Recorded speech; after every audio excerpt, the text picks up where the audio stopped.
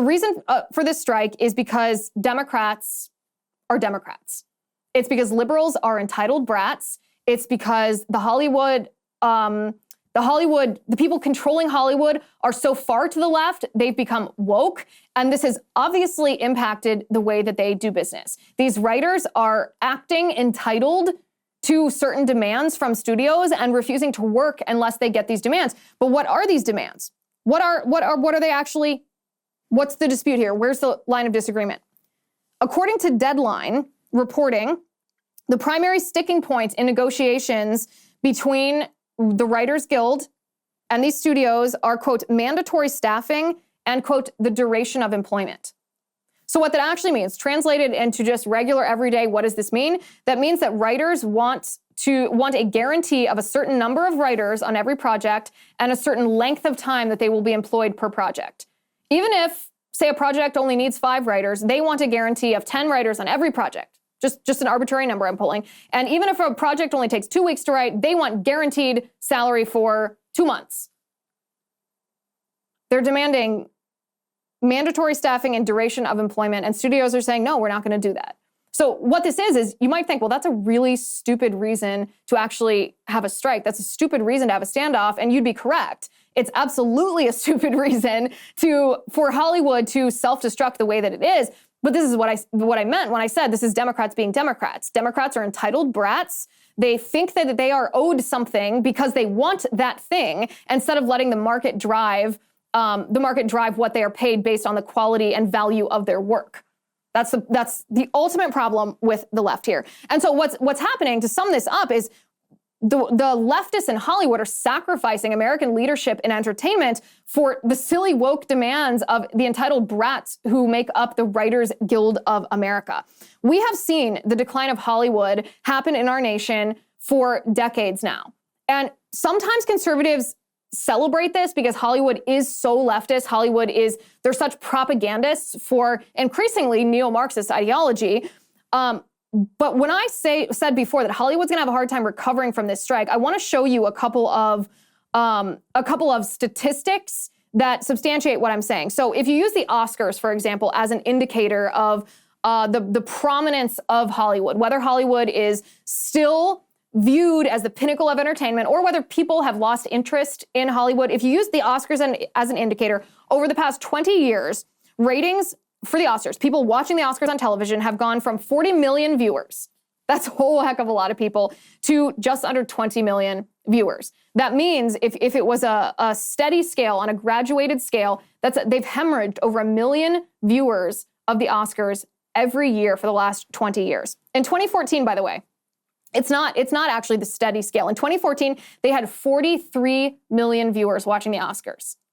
And now they have under 20 million people who watch. So the Oscars isn't the only indicator, but it is one indicator because it used to be the event of all events.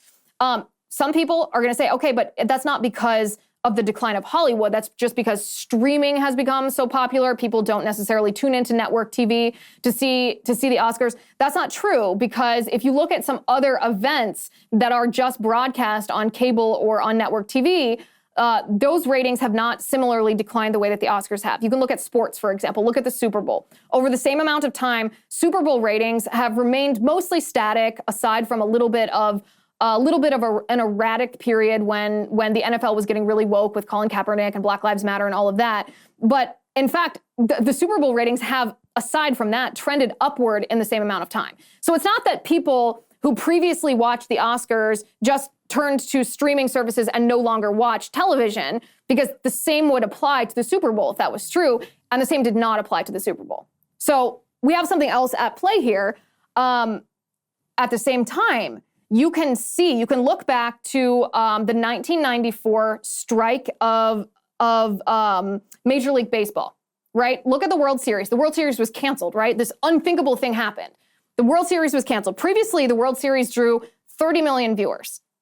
30 million Americans, 30 million people tuned in to watch the World Series, and that was before the 1994 strike. And afterwards, that viewership never returned. Why? Well, perhaps because this strike, the cancellation of the World Series, people at home, you and I thought, well, if you don't take your own championship seriously enough, if you're willing to cancel it, if you don't care about it, why should we care about it? Right? But it never recovered after that strike. Never. By contrast, you can look at other sports here. You don't just have to look at the Super Bowl or the World Series. You can look at other sports. NBA. The NBA's viewership has always been a little bit contingent on whether there's general excitement in the population about specific teams, but overall, it's remained fairly static. The NHL viewership has remained fairly static. Again, there's always little ups and downs here. Golf, if you control for Tiger Woods, who of course is the anomaly, then golf viewership has remained pretty static. So look at the World Series. They had a strike, canceled the World Series, and their viewership never recovered. And you look at the Oscars, and over the past 20 years, specifically after the last writer's strike, you saw this enormous decline in viewership. So when I say Hollywood's going to have a difficult time surviving this, I'm being very serious here. Hollywood better be very careful if they want to survive, because they don't have a monopoly on entertainment anymore. They don't have this pillow to be idiots and expect us to still tune into the products that they produce, because Hollywood now has competitors like YouTube, right? They have competitors like Joe Rogan's podcast. They have competitors like all the new media, the stuff that we produce, that we consume. People will just turn elsewhere if they disregard us to the point that they're willing to shut down production over silly, woke, entitled brat demands. Hollywood is going to have a hard time recovering for this. And again, maybe you're thinking, well, I don't care what happens to Hollywood. I don't agree with Hollywood's politics. I think that they're a destructive force. And all that may be true, except for the fact that entertainment is one of our largest exports. It is the part of the backbone of our economy, and it's part of how we spread American messages around the world. It's how people in other countries know what's happening in our country. It's how they know what American values are and what American standard of living is. And the results of these leftists, these liberals, these Democrats striking, these writers striking over silly woke demands, the result of this entitled nonsense is America becomes less dominant in one industry globally. That's not good for our country. That's bad for our country, because someone else or something else will step in to fill that vacuum, will step in to fill that market demand. And I guarantee you, it's not going to be content that is favorable to America. And it's not going to be content that increases wealth in our country. It's going to serve the ideology and the agenda of some other country, and it's at the same time going to fill the pockets of powerful people outside of the United States of America. Hi guys, it's Liz Wheeler. Don't forget to watch my show, The Liz Wheeler Show, every night at 7 p.m. on the First TV. You can download the free First TV app, or you can visit thefirsttv.com/Liz and start watching today.